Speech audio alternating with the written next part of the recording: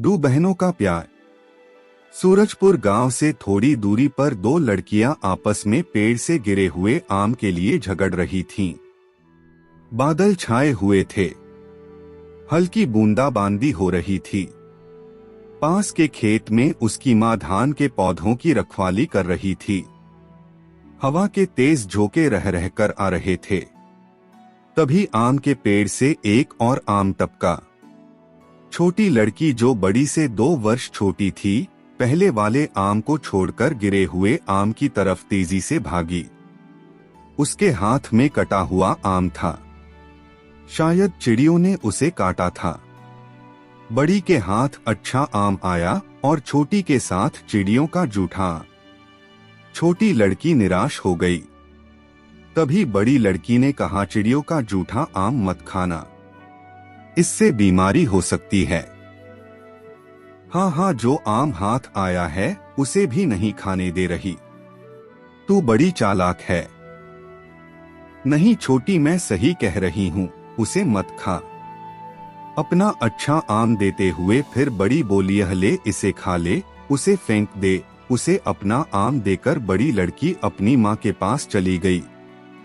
छोटी बड़ी बहन के इस बर्ताव को देखकर एक पल के लिए सोच में पड़ गई।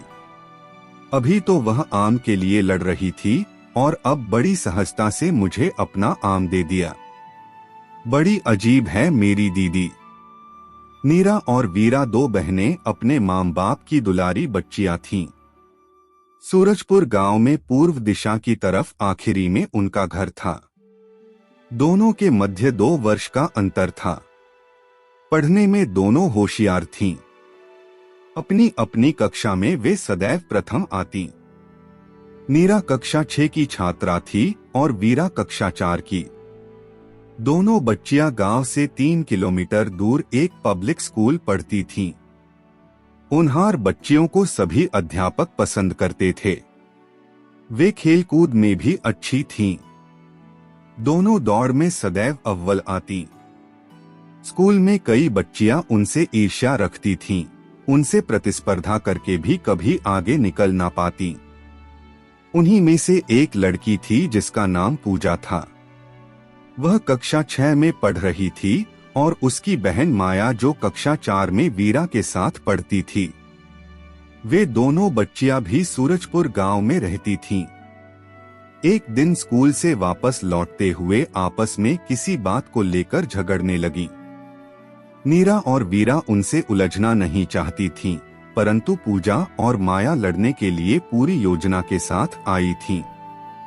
जब नीरा को पूजा और माया मारने लगी तो वीरा ने समझाया कि मेरी दीदी को छोड़ दो, नहीं तो ठीक नहीं होगा। लेकिन वे लड़कियां नीरा को मारे जा रही थीं। इतने में ही वीरा को गुस्सा आ गया।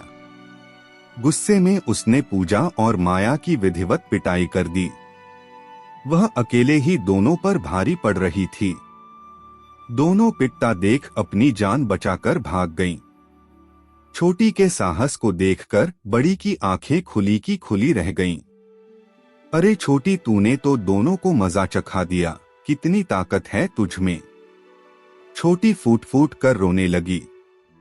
रोती हुई बोली, मेरी दीदी को कोई मारेगा तो। इतना कहते ही उसका गला रुंध गया और अपनी दीदी के गले से लिपट गई। आपस में दिन भर घर में लड़ने वाली दोनों बच्चियां कितना एक दूसरे से प्यार करती थीं, यह उन्हें विपरीत परिस्थितियों में पता चला। दोनों बच्चियों की पढ़ाई पूरी हो गई। अब वे दोनों विवाह करने योग्य हो गई थीं। पिताजी ने उनके योग्य वर तलाशना शुरू कर दिया। सौभाग्य से उन्हें बड़ी बिटिया नीरा के लिए एक योग्य वर मिल गया। लड़का पढ़ा लिखा था, इकलौता लड़का था। 5 बीघे जमीन थी। जमीन बड़ी उपजाऊ थी। उसमें 2 फसलें ली जाती थीं। नीरा की धूमधाम से शादी हो गई। नीरा अपने ससुराल में बहुत खुश थी। खुश क्यों ना होती, उसका पति उससे बहुत प्यार जो करता था। इधर अकेले पड़ जाने के कारण वीरा बहुत निराश रहती थी। उसे अपनी दीदी की बहुत याद आ रही थी। अब उसे एकांत बहुत खल रहा था। रह रहकर दीदी से नोकझोंक होने वाली घटनाएं और प्यार भरी बातें याद आती।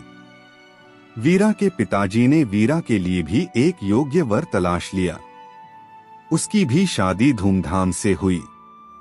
ससुराल में उसका बड़ा मान सम्मान होता था। पति भी उसे बहुत मानता था। नीरा और वीरा की जिंदगी प्रसन्नता से कट रही थी। इधर उनके पिताजी अपनी दोनों बेटियों को ब्याह कर गंगा नहा चुके थे। उन दोनों के सिवा उनकी कोई और संतान न थी। हालांकि दोनों के अपने अपने ससुराल चले जाने के बाद थोड़ा दुखी जरूर रहते थे, परंतु उनकी खुशी में वे प्रसन्न रहते। उनकी निगाह में बच्चे खुश तो हम खुश। कहते हैं ना कि जिंदगी में उतार चढ़ाव आते रहते हैं। नीरा के साथ भी वही हुआ। एक सड़क दुर्घटना में उसके पति की मृत्यु हो गई। नीरा पर दुखों का पहाड़ टूट पड़ा। नीरा अपनी ससुराल नहीं छोड़ना चाहती थी, परंतु उसके ससुर और सास ने उलाहना देना शुरू कर दिया कि मेरे बच्चे को खा गई। नीरा कब तक बर्दाश्त करती। वह ससुराल छोड़ अपने मायके चली आई। कुछ दिन रहने के बाद माता पिता को बिटिया बोझ लगने लगी। यह माता पिता की बातों से झलक रहा था। वीरा एक दिन मायके आई और अपनी दीदी का हाल जाना तो बड़ा दुख हुआ। उसे बड़ा आश्चर्य हो रहा था कि माता पिता ऐसा कैसे कर सकते हैं। अपनी बेटी को ही बोझ समझने लगे हैं। वीरा ने जिद करके अपनी बहन को अपने ससुराल लिवा ले गई। उसे अपने पति पर पूर्ण विश्वास था कि वह उसके फैसले से अप्रसन्न नहीं होगा, परंतु ठीक इसके उलट निकला। वीरा निराश हो गई, परंतु पूर्ण तरीके से टूटी नहीं। उसने अपनी दीदी के लिए कुछ करने की ठान ली थी। एक दिन बिना बताए ही वह अपनी दीदी के साथ मायके चली आई। मायके में माता पिता नाराज हुए, परंतु अपने फैसले पर वह अटल रही और माता पिता से कहा कि हम दोनों बहनें आप पर बोझ नहीं बनेंगी। हम खेतों में काम करके अपना पेट भर लेंगे और आप लोगों की भी सेवा करेंगे। आखिर हम लोगों के सिवा आप लोगों का और कौन है ही। माता पिता दुखी हो गए। बेटियों के दृढ़ निश्चय के कारण वे कुछ बोल ना पाए। धीरे धीरे समय बीतता गया। दोनों बच्चियों ने सिलाई का काम शुरू किया। बगल के बाजार में उन्होंने एक दुकान किराए पर ले ली। दुकान चल निकली। धीरे धीरे काम बढ़ता गया। कई सिलाई मजदूर भी रख लिए। आज के समय में 10 सिलाई मशीन के साथ उनका काम चल रहा था। आज दोनों बहनों का नाम था। वे न किसी पर निर्भर थी और न बोझ।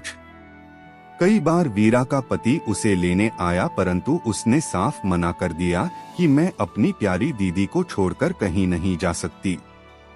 आज दूर दूर तक दोनों बहनों के प्यार के किस्से लोग सुनाया करते हैं। Thanks for watching. और भी इंटरेस्टिंग कहानी सुनने और देखने के लिए इस चैनल को सब्सक्राइब करें।